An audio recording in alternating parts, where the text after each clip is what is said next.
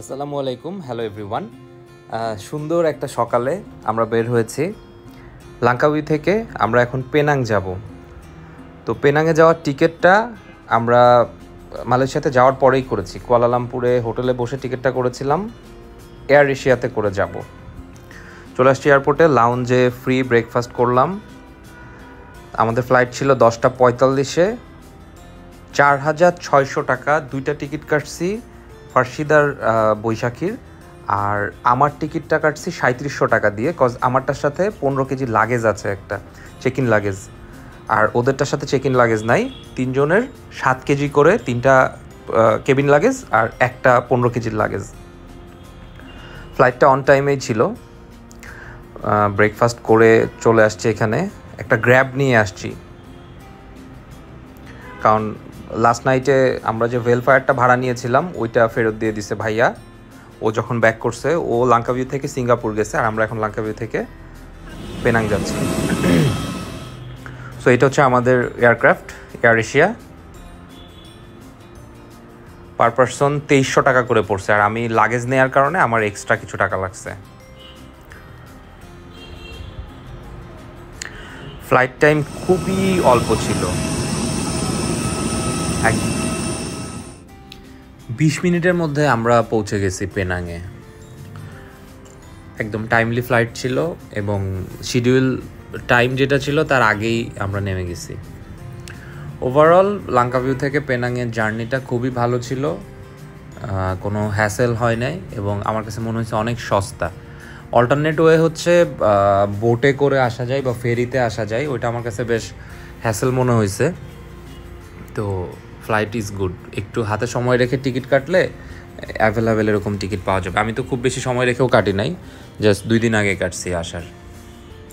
তো পেনাংয়ে হোটেল ঠিক করি নাই আসলে, এবং পেনাংয়ে যে কি গাড়ি ভাড়া নিব কি না এই ব্যাপারেও কনফিউজ ছিলাম। তো এয়ারপোর্টে নামার পরে আমি যেটা দেখলাম, এই যে চলে আসছি আমরা এয়ারপোর্টে নামার পরে যেটা দেখলাম যে আমি যদি ভাড়া করি একটা গ্র্যাব, তাহলে 130-40 রিঙ্গিত মতো চাচ্ছে। তো এর থেকে আমার মনে হলো যে যেখানে যেখানে যাব এইটা মানে গ্র্যাবে করে গেলে আরও কম পড়বে, এবং আলটিমেটলি আমি একদিন ছিলাম, সব মিলে আমার হয়তো 70-80 রিঙ্গিতের মধ্যে কমপ্লিট হয়ে গেছে ট্রান্সপোর্টেশন কস্টগুলা। তো এয়ারপোর্টে বসেই হোটেলটা ঠিক করলাম, 218 ম্যাকঅ্যালিস্টার। এটা পেনাংয়ের জর্জ টাউনের একটা হোটেল, এবং আগোড়া থেকে বুক করছি। 8100 সামথিং লাগছে। হোটেল ওয়াজ গুড, আমি ভিডিও দেখাবো একটু পরে। লাগেজ বেল্টে আসছি, এখান থেকে লাগেজ নিব।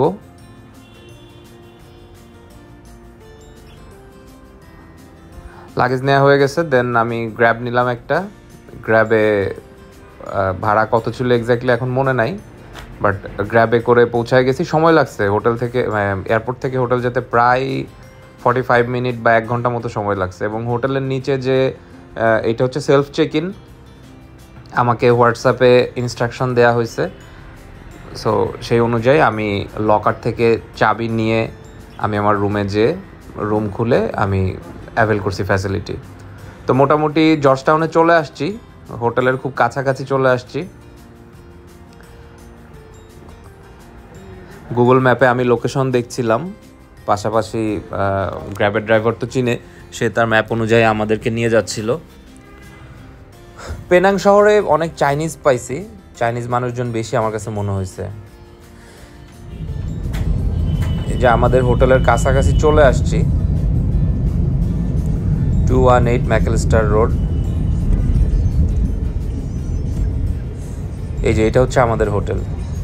এই হোটেলের বোধহয় 29 তলায় ছিলাম। এই যে এটা হচ্ছে রুম, ঢোকার পরে এটা হচ্ছে লিভিং রুম। এখানে একটা সোফা আছে, এইখানে 2টা সিঙ্গেল বেড আছে, এটার সাথে একটা অ্যাটাচ বাথরুম।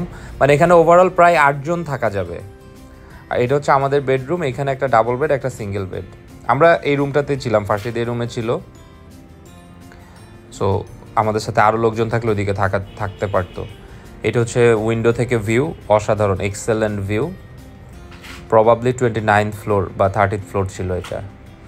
তো ফ্রেশ হয়ে আমরা বাইরে আসলাম, একটু হাঁটাহাঁটি করলাম যে কোথায় যাওয়া যায় আশেপাশে। দেখি গুগল ম্যাপ দেখে লোকেশন দেখতেছিলাম। আমাদের মেইন ছিল যে আমরা লাঞ্চটা করব সো লাঞ্চ করলাম, দেন পেনাং হিলে গেলাম, ওইটা নিয়ে আর একটা ভিডিও করব। আজকের ভিডিওটা এই পর্যন্তই। এটা হচ্ছে জর্জ টাউন, আমাদের হোটেলের পাশেই। এখানে আশেপাশে অনেক কিছু ছিল। Thank you very much.